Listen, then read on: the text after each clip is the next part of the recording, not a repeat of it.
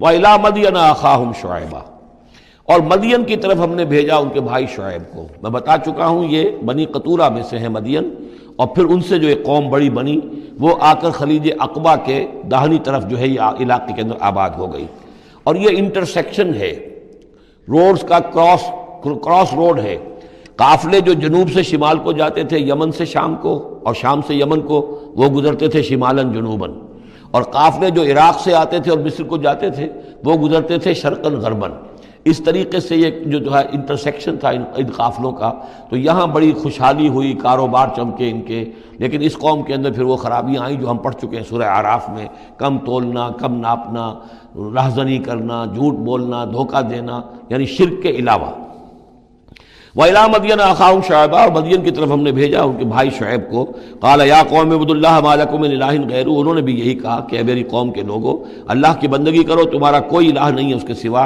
وَلَا تَنْقُصُوا الْمِكْيَالَ وَالْمِيزَانَ، اور نہ کم رکھو پیمانوں کو اور نہ ہی میزان تول کو۔ إِنِّي أَرَاكُمْ بِخَيْرٍ، میں تمہیں دیکھ رہا ہوں کہ آسودہ حال ہو، اللہ نے تمہیں آسودہ حال کیا ہے۔ انی اخاف علیکم عذاب یوم محیط، لیکن اگر تم اپنی ان غلط بدعمالیوں سے باز نہ آئے تو مجھے اندیشہ ہے کہ تم پر ایک ایسے دن کا عذاب آ جائے گا جو تمہیں گھیر لے گا۔ وَيَا قَوْمِ أَوْفُوا الْمِكْيَالَ وَالْمِيزَانَ بِالْقِسْطِ، اور میری قوم کے لوگوں پیمانہ اور تول جو ہے عدل اور انصاف کے ساتھ پورا پورا دیا کرو۔ وَلَا تَبْخَسُوا النَّاسَ أَشْيَاءَهُمْ، اور مت کم کیا کرو، گھٹایا کرو لوگوں کے لیے ان کے سامان۔ وَلَا تَعْثَوْا فِي الْأَرْضِ مُفْسِدِينَ، اور نہ ہی زمین میں فساد مچاتے پھرو۔ بقیت اللہ خیر لکم، جو بھی اللہ کی طرف سے بچت ہو جائے، صحیح صحیح تولو، صحیح صحیح ناپو، پھر جو بچ جائے تو گویا کہ وہ اللہ تعالیٰ کی طرف سے تمہیں ایک نفع ہے جو اللہ نے دیا ہے۔ تو جو بھی صحیح تجارت کرتے ہوئے بچت ہو جائے، نفع ہو جائے، وہ بقیت اللہ ہے۔ بقیت اللہ خیر لکم ان کنتم مؤمنین، اگر تم مومن ہو، اگر مانتے ہو میری بات کو، ماننے والے ہو تو وہ تمہارے لیے بہتر ہے۔ وما انا علیکم بحفیظ، لیکن میں تمہارے اوپر کوئی نگران اور نگہبان نہیں ہوں، میں ٹھیکیدار نہیں ہوں، میرا کوئی زور تم پر نہیں چل رہا، میں تمہیں سمجھا رہا ہوں اور نیکی کی تلقین کر رہا ہوں۔ قالوا یا شعیب وصلاتک تأمرک ان نترک ما یعبد آباؤنا، انہوں نے کہا اے شعیب، کیا تمہاری نماز تمہیں اس بات کا حکم دیتی ہے کہ ہم چھوڑ دیں ان کو کہ جن کو پوجتے تھے ہمارے آباء و اجداد؟ اگرچہ حضرت شعیب کی گفتگو میں تذکرہ نہیں ہے، لیکن یہ کہ وہ کامن مرض جو ہے، مشترک مرض، بیماری، وہ تو موجود تھا، یعنی وہ شرک۔ او ان نفعل فی اموالنا ما نشاء، یا یہ تمہاری نماز جو ہے تمہیں روکتی ہے، حکم دیتی ہے اس بات کا کہ ہم اپنے مال میں جو چاہے نہ کر سکیں۔ ہمارا مال ہے، یہ جو آج بھی دنیا میں تصور ہے، سیکریڈ رائٹ آف اونرشپ، میرا مال ہے، میں جو چاہوں کروں، اسی سے پھر وہ ساری خرابیاں پیدا ہوتی ہیں۔ مال آپ کا ہے، اللہ کی امانت ہے، آپ کے پاس ہے، مالک اللہ ہے، لیکن اس میں اللہ کے حکم کے مطابق تصرف کرنا ہے۔ یہاں کوئی سیکریڈ رائٹ آف اونرشپ نہیں ہے۔ یو آر ٹرسٹیز، یہ امانت چند روزہ نزد ماست، در حقیقت مالک یہ ہر شے خداست۔ یہ تو چند دن کی ایک امانت ہے جو ہمارے پاس جو ہے، ورنہ حقیقت میں تو مالک حقیقی ہر شے کا اللہ ہے۔ تو جب انسان مالک اپنے آپ کو سمجھتا ہے فی اموالنا، تو پھر ما نشاء، جو ہم چاہیں گے کریں گے۔ اور نفعل فی اموالنا ما نشاء، تو تم ہمیں روکنا چاہتے ہو اس چیز سے۔ تمہاری نماز اور دینداری جو ہے، اس نے تمہیں یہی سکھایا ہے کہ ایک تو ہمارے معبودوں سے ہمیں برگشتہ کرو، اور دوسرے یہ کہ ہمیں یہ کہو، یہ کرو، یہ نہ کرو۔ ہمارے مال ہیں، ہم جیسے چاہیں گے اس کے اندر معاملہ کریں گے۔ انک لانت الحلیم الرشید، ہاں ایک ہی تم ہی تو رہ گئے ہو کہ جو بہت نیک ہو، باوقار ہو، باقی تم ہم پر تنقیدیں کر رہے ہو، ہمیں کہہ رہے ہو کہ ہم غلط کام کر رہے ہیں۔ قال یا قوم ارأیتم ان کنت علی بینۃ من ربی، انہوں نے وہی بات فرمائی میری قوم کے لوگوں، سوچو اگر میں پہلے سے بھی اپنے رب کی طرف سے بینہ پر تھا، میری فطرت صحیح تھی، میرا کردار صحیح تھا، میں تمہارے ہاں ایک نیک انسان کی حیثیت سے معروف تھا، جیسے حضور الصادق الامین کی حیثیت سے متعارف تھے۔ وَرَزَقَنِي مِنْهُ رِزْقًا حَسَنًا، اور اللہ تعالیٰ نے اور اپنے پاس سے مجھے اچھا رزق دیا ہے، وحی آئی ہے، نبوت مجھے مل گئی ہے۔ وَمَا أُرِيدُ أَنْ أُخَالِفَكُمْ إِلَىٰ مَا أَنْهَاكُمْ عَنْهُ، اور میں یہ ہرگز نہیں چاہتا کہ جس چیز سے تمہیں میں روک رہا ہوں، تمہیں اس سے روک کر میں خود وہی کام کرنے لگوں۔ ان اريد الا الاصلاح، میں نہیں چاہتا سوائے اصلاح کے، مستطاعت ہو، جتنا بھی میرے امکان میں ہو۔ وما توفیقی الا باللہ، اور میری توفیق تو ہے تو اللہ ہی کی طرف سے ہے۔ جو بھی میرے اندر ہمت ہے، جو بھی استقامت ہے، اور جو بھی مجھ سے کام بن رہا ہے وہ اللہ کی طرف سے ہے۔ علیہ توکلت، تو میں نے اسی پر توکل کیا ہے۔ وإلیہ انیب، اور اسی کی طرف میرا رجوع کرنا ہے۔ بارک اللہ لی ولکم فی القرآن العظیم ونفعنی وإیاکم بالآیات والذکر الحکیم۔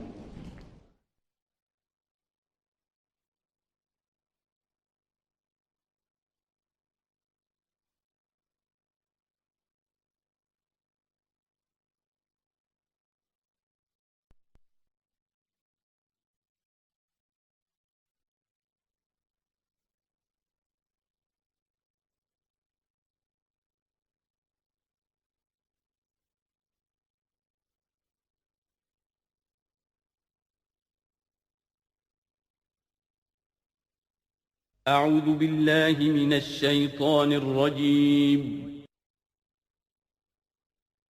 بسم الله الرحمن الرحيم.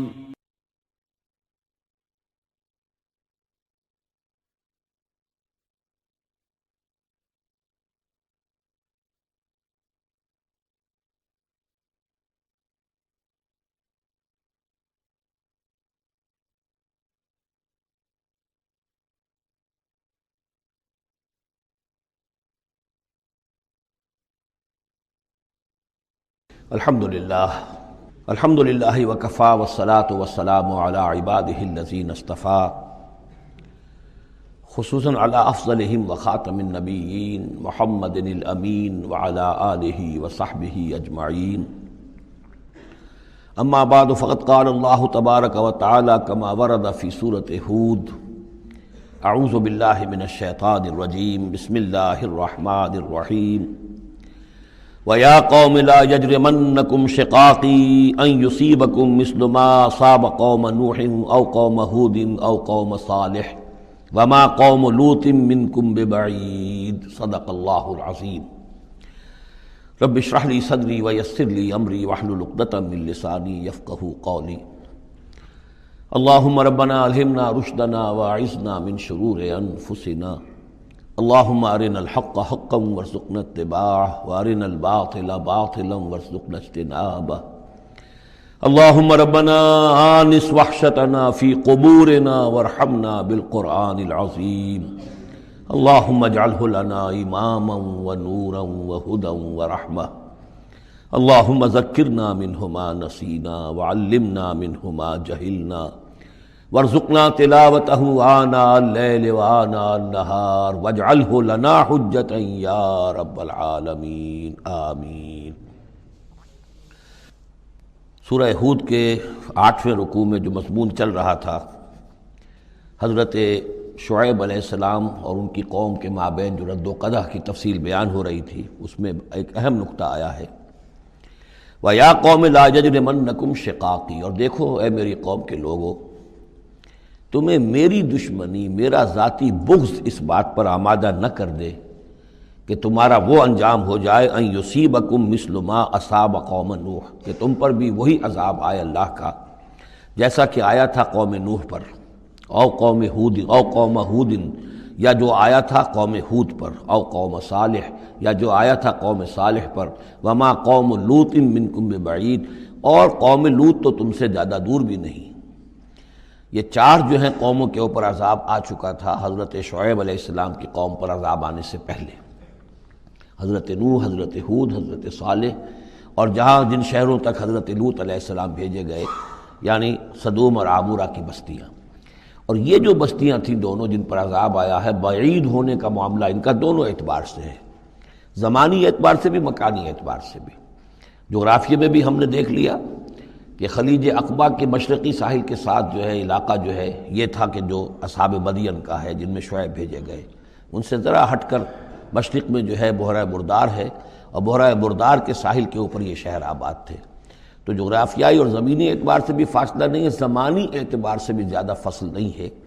اور اگرچہ بعض لوگوں کا خیال یہ ہے کہ حضرت موسیٰ علیہ السلام جب مدین گئے تھے، مصر سے اپنی جان بچا کر نکلے تھے، تو پھر وہاں جس شیخ کے پاس وہ رہے ہیں اور جس کی بیٹی سے پھر انہوں نے شادی کی ہے، اس کے بارے میں لوگوں نے یہ خیال ظاہر کیا کہ وہ حضرت شعیب تھے۔ مجھے اس سے سختی سے اختلاف ہے، اور مجھے ان لوگوں کی رائے سے اتفاق ہے جو سمجھتے ہیں کہ یہ ممکن ہی نہیں ہے۔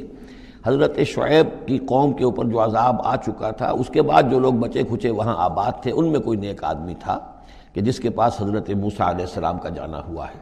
لیکن یہ کہ بہرحال اتنا فصل کوئی ہزاروں برس کا نہیں ہے ان کے مابین، سینکڑوں برس کا بھی شاید نہ ہو، قریب کا ہے معاملہ زمانی اعتبار سے بھی اور زمینی اعتبار سے بھی۔ اب جو نقطہ اس میں اہم ہے وہ یہ ہے کہ بسا اوقات کسی شخص کو کسی داعی حق سے ذاتی پرخاش ہوتی ہے، کوئی ذاتی بغض ہے، کوئی ذاتی دشمنی ہے، کسی سبب سے ہے، اس کے نفسیاتی اسباب ہو سکتے ہیں اور بہت سے اسباب ہو سکتے ہیں، اور صرف ایک ذاتی پرخاش کی وجہ سے وہ اس کی دعوت کو رد کرتا ہے، اس کی مخالفت پر کمر بستہ ہو جاتا ہے، اس کی دشمنی اختیار کرتا ہے۔ نتیجہ کیا ہے؟ اس کا کچھ نہیں بگاڑتا، اپنے آپ کو برباد کر لیتا ہے، اپنی تباہی کو دعوت دیتا ہے۔ تو اے میری قوم کے لوگوں، میری زدم زدہ میں تم کہیں اس انجام سے دوچار نہ ہو جانا، ایسا نہ ہو کہ میرا بغض اور میری عداوت جو ہے وَيَا قَوْمِ لَا يَجْرِمَنَّكُمْ شِقَاقِي أَن يُصِيبَكُم مِّثْلُ مَا أَصَابَ قَوْمَ نُوحٍ أَوْ قَوْمَ هُودٍ أَوْ قَوْمَ صَالِحٍ وَمَا قَوْمُ لُوطٍ مِّنكُم بِبَعِيدٍ وَاسْتَغْفِرُوا رَبَّكُمْ، اور دیکھو استغفار کرو اپنے رب سے، ثُمَّ تُوبُوا إِلَيْهِ، پھر اس کی طرف رجوع کرو، اس کی طرف آگے بڑھو، اس کی اطاعت کرو، اس کی فرمانبرداری کرو۔ ان ربی رحیم ودود، یقیناً میرا رب رحیم بھی ہے، ودود بھی ہے، محبت فرمانے والا ہے۔ قالوا یا شعیب ما نفقہ کثیرا مما تقول، انہوں نے کہا کہ اے شعیب تم جو کچھ کہتے ہو اس کی اکثر بات تو ہماری سمجھ میں نہیں آتی، کیا کہہ رہے ہو تم؟ یعنی یہ کہ ذہنوں کے سانچے اتنے بگڑ گئے ہوتے ہیں کہ سیدھی بات ان میں فٹ بیٹھتی نہیں۔ ما نفقہ کثیرا مما تقول وانا لنراک فینا ضعیفا، ہم تو یہ دیکھ رہے ہیں کہ تم ہمارے اندر کوئی طاقتور آدمی نہیں ہو، کمزور سے آدمی ہو، ہم تو دیکھتے ہیں کہ تمہارے پاس کوئی قوت نہیں ہے۔ لولا رہتک، اگر نہ ہوتا تمہارا خاندان، لرجمناک، تو ہم تجھے کبھی کا سنسار کر چکے ہوتے۔ اب یہ بات بہت اہم ہے اس وقت، اصل میں یہ جو صورت مکی نازل ہو رہی ہیں، جو حضور کی دعوت اور تحریک جس دور سے گزر رہی تھی اور جو کچھ ہو رہا تھا، وہ اس کا ایک عکس سابقہ انبیاء اور رسل کے حالات میں بھی جو ہے تو وہ اسی دور کی مناسبت سے وہی باتیں نمایاں کی جاتی ہیں۔ یعنی جو تکرار ہوئی ہے ان رسولوں کے حالات کی، وہ تکرار محض نہیں ہے، بلکہ ہر جگہ پر جس دور میں وہ صورت نازل ہو رہی ہے جن میں ان کا تذکرہ ہو رہا ہے، اس دور میں جو خاص مسائل ہیں کہ جو درپیش ہیں محمد الرسول اللہ صلی اللہ علیہ وسلم اور آپ کے صحابہ کو، تو ان کے مناسبت سے جو ہدایت ہے، دل جوئی ہے، مسلمانوں کے لیے رہنمائی ہے، وہ حصہ ان رسولوں کی تعلیمات اور تاریخ کا بیان کیا جاتا ہے۔ اب یہاں مکے میں بھی شکل یہ ہو چکی تھی کہ بقیہ سب قریش جو ہیں وہ حضور کے خلاف جو ہیں سخت غیظ اور غضب کے اندر مبتلا تھے، لیکن چونکہ حضور کے چچا ابو طالب یہ خاندان بنی ہاشم کے سردار تھے اور انہیں ذاتی محبت تھی، وہ چاہے ایمان نہیں لائے حضور پر صلی اللہ علیہ وسلم، لیکن ذاتی محبت انہیں اتنی تھی کہ انہوں نے آخری وقت تک سپورٹ کیا ہے۔ اور قبائلی زندگی میں یہ ہوتا ہے کہ اگر کہیں کسی ایک خاندان کے کسی فرد کے اوپر کوئی ہاتھ اٹھایا جائے تو پھر وہ خاندان انتقام لیتا ہے۔ اس کا مطلب یہ ہوتا کہ حضور کے خلاف وہ کوئی اقدام کرتے ہیں تو گویا کہ ان فائٹنگ شروع ہو جائے گی، داخلی خانہ جنگی شروع ہو جائے گی بنو ہاشم کی ان لوگوں کے خلاف کہ جو حضور کو کوئی غضب پہنچائیں، نقصان پہنچائیں۔ یہ تحفظ ملا ہوا تھا محمد الرسول اللہ صلی اللہ علیہ وسلم کو اللہ تعالیٰ کی طرف سے۔ اگر خدا نہ خواستہ ابو لہب ہوتا اس سردار، تو کبھی کا حضور کے خلاف کوئی نہ کوئی اقدام وہ کر چکے ہوتے، لیکن چونکہ خاندان بنی ہاشم کی سرداری اس وقت تھی ابو طالب کے پاس، اور انہیں دلچسپی تھی اور محبت تھی، شفقت تھی حضور کے ساتھ، بلکہ کچھ عرصہ جو ہے حضور ان کے سائے عاطفت کے اندر انہوں نے گزارا بھی تھا۔ اس وجہ سے تو یہ نقشہ دکھایا جا رہا ہے کہ آج قریش کے مقابلے میں جس طریقے سے کہ بنو ہاشم کی سپورٹ اور حفاظت جو ہے وہ حضور کے لیے اللہ تعالیٰ نے اسے قلعہ بنا دیا ہے، یہی معاملہ اس وقت تھا کہ حضرت شعیب کا بھی خاندان ان کا پشت بنا تھا۔ وَلَوْلَا رَحْتُكَ، اگر تمہارا خاندان تمہارا پشت بنا نہ ہوتا اور تمہارا ساتھ نہ دے رہا ہوتا، لَرَجَمْنَاكَ، ہم کبھی کہ تمہیں سنسار کر چکے ہوتے۔ وَمَا أَنْتَ عَلَيْنَا بِعَزِيزٍ، اور ذاتی طور پر تم ہم پر کوئی بھاری نہیں ہو، تو تمہاری کوئی حیثیت نہیں ہے۔ قَالَ يَا قَوْمِ رَحْتِي أَعَزُّ عَلَيْكُم مِّنَ اللَّهِ، انہوں نے کہا اے میری قوم کے لوگوں، کیا میرا یہ خاندان تم پر زیادہ بھاری ہے اللہ سے؟ میرا پشت پناہ تو حقیقتاً اللہ ہے، تم اللہ سے نہیں ڈرتے، میرے خاندان سے ڈرتے ہو۔ رحتی اعز علیکم من اللہ واتخذتموہم وراءکم ظہریا، اللہ کو تو تم نے اپنی پیٹھوں کے پیچھے پھینکا ہوا ہے، بھلایا ہوا ہے۔ یہ بھی بہت ہی اہم نفسیاتی نکتہ ہے۔ ہوتا یہ ہے کہ ہم دنیا میں ایسے مگن رہتے ہیں کہ اللہ کو ماننے کا عقیدہ تو ہے، لیکن اللہ مستحضر نہیں رہتا، یاد نہیں رہتا۔ یہ ہمارا پورا دنیا کا کاروبار چل رہا ہے، کاز اینڈ ایفیکٹ، علل ہیں، اسباب ہیں، ان کے نتائج نکل جاتے ہیں، تو جو کاز اینڈ ایفیکٹ کا جو سلسلہ چل رہا ہے ہم اس میں اتنے گم ہوتے ہیں کہ مسبب الاسباب جو ہے وہ نگاہوں کے سامنے رہتا ہی نہیں، یا یہ کہ ہم اپنے کاموں میں اتنے مشغول ہیں، اپنے کام و دہن کی لذت جو ہے وہی ہمیں جو ہے کوئی فرصت نہیں لینے دیتی، یا یہ کہ بنیادی ضروریات جو ہے وہی ہمیں جو ہے اب کوئی فارغ نہیں ہونے دیتی، لہذا ہم گم ہو جاتے ہیں۔ کافر کی یہ پہچان کہ آفاق میں گم ہے، اور مومن کی یہ پہچان کہ گم اس میں ہے آفاق۔ لیکن یہ کافر کا معاملہ کیا ہوتا ہے؟ اللہ کو مانتے تو وہ بھی تھے، مانتے تھے مشرکین مکہ بھی، مانتے تو سب تھے اللہ کو، لیکن یہ کہ اللہ کو تو انہوں نے اوجھل کیا ہوا تھا، آنکھ اوجھل پہاڑ اوجھل۔ تم اللہ سے نہیں ڈرتے، میرے خاندان سے ڈرتے ہو۔ وَاتَّخَذْتُمُوهُ وَرَاءَكُمْ ظِهْرِيًّا، اللہ کو تو تم نے اپنی پیٹھوں کے پیچھے پھینکا ہوا ہے، یعنی اسے تو نسیم منسیہ کیا ہوا ہے، اس کی طرف تمہارا ذہن ہی نہیں ہے۔ ان ربی بما تعملون محیط، جبکہ میرا رب جو کچھ کہ تم کر رہے ہو اس کا احاطہ کیے ہوئے، تمہارا گھراؤ کیے ہوئے اللہ، تم اس کی گرفت سے نکل کر نہیں جا سکتے ہو۔ یا قوم اعملوا علی مکانتکم انی عامل، اور اے میری قوم کے لوگوں کرو جو کچھ کر سکتے ہو اپنی جگہ پر، میرے خلاف جو کر سکتے ہو، جو ریشہ دوانیاں کر سکتے ہو، جو اقدام کر سکتے ہو۔ یہ چیلنجنگ انداز جو ہے ان آخری صورتوں میں آپ کو نظر آ رہا ہے، سورہ نام سے چلا آ رہا ہے، اس لیے کہ وہ کشاکش جو تھی حق و باطل کی وہ اس انتہا کو پہنچ چکی تھی کہ اب حضور صلی اللہ علیہ وسلم کی طبیعت کے اندر بھی وہ بیزاری پیدا ہو چکی تھی۔ اب جو کچھ تم کر سکتے ہو کر لو، انی عامل، اپنا سا جو میں کر سکتا ہوں میں کر رہا ہوں، جو کوشش مجھ سے بن آ رہی ہے میں کر رہا ہوں۔ سوف تعلمون، ان قریب تم جان لو گے، من یاتی ہے عذاب یخزیہ، کون ہے وہ جس پر وہ عذاب آئے گا جو اسے رسوا کر دے گا، ومن ہوا کاذب، اور کون ہے وہ جو جھوٹا ہے، میں جھوٹا ہوں یا تم جھوٹے ہو۔ وارتقبوا انی معکم رقیب، تاکتے رہو، انتظار کرو، میں بھی تمہارے ساتھ اب تاک رہا ہوں، منتظر ہوں۔